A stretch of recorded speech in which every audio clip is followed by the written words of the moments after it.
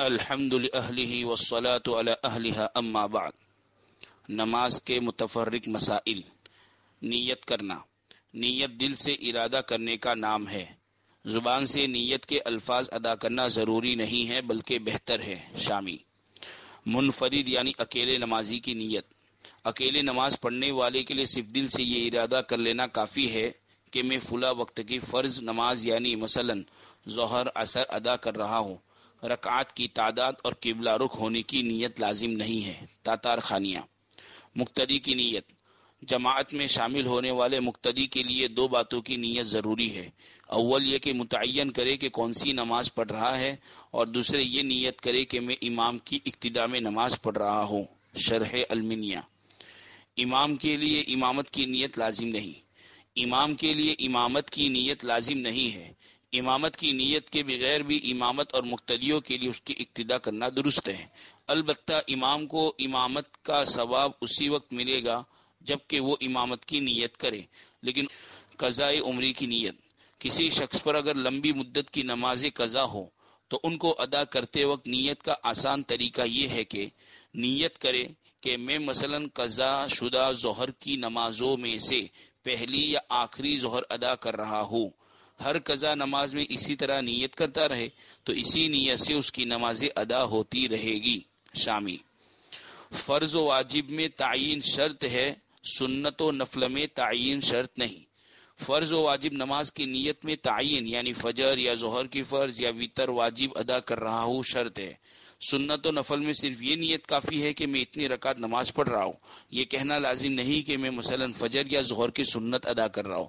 اس طرح متعین کیے بغیر بھی سنت و نفل ادا ہو جاتی ہے، اور اگر کوئی متعین کرے تو کوئی حرج بھی نہیں۔ شرح المنیہ۔ زبان سے بھول سے دوسری نماز کا لفظ نکل جانا۔ فجر کی نماز پڑھنی تھی اور دل میں فجر ہی کی نیت ہے، مگر زبان سے بھول سے ظہر کا لفظ نکل گیا تو کوئی حرج نہیں، فجر کی نماز ادا ہو جائے گی۔ شامی۔ تکبیر تحریمہ کا قیام کی حالت میں کہنا فرض ہے۔ مقتدی اس حال میں جماعت میں پہنچا کہ امام رکوع میں جا چکا تھا۔ مقتدی نے جلد بازی میں اس طرح تکبیر تحریمہ کہی کہ لفظ اللہ تو کھڑے ہونے کی حالت میں ادا کیا اور لفظ اکبر رکوع میں پہنچ جانے کے بعد ادا کیا تو اس مقتدی کی نماز صحیح نہ ہوگی، اس لیے کہ پوری تکبیر تحریمہ کا قیام یعنی کھڑے ہونے کی حالت میں کہنا فرض ہے۔ اس لیے دیر سے آنے والے مقتدی کو چاہیے کہ رکوع میں جھکنے سے پہلے تکبیر تحریمہ اللہ اکبر کہہ کر پھر رکوع کرے۔ شامی۔ تکبیر تحریمہ اور قراءت کے متعلق ضروری مسئلہ۔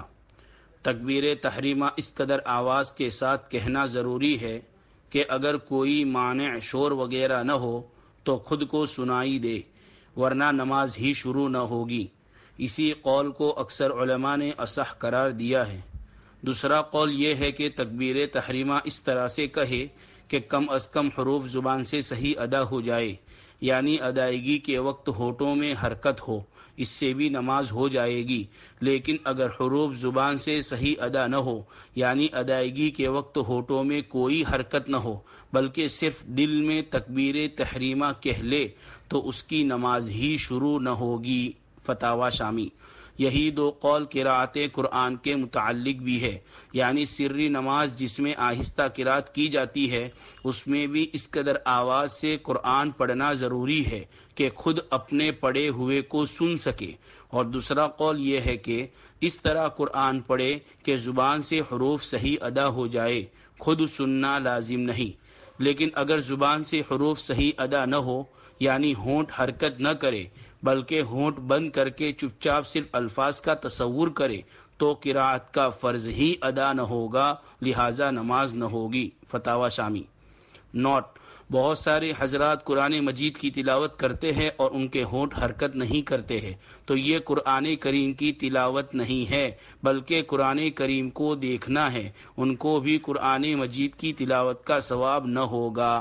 لہٰذا تلاوت کرنے والوں کو چاہیے کہ اس طرح قرآن مجید کی تلاوت کرے کہ حروف کو خود سن سکے، یا کم از کم تلاوت کے وقت ہونٹ حرکت کرے تاکہ تلاوت قرآن کریم کا ثواب حاصل ہو۔ مسبوق کا امام کے ساتھ بھول سے سلام پھیر دینا۔ مسبوق یعنی جو شروع سے امام کے ساتھ شریک نہ ہو بلکہ اس کی کچھ رکعتیں چھوٹ گئی ہوں، اگر وہ بھول سے امام کے ساتھ سلام پھیر دے تو اس کی تین صورتیں ہیں۔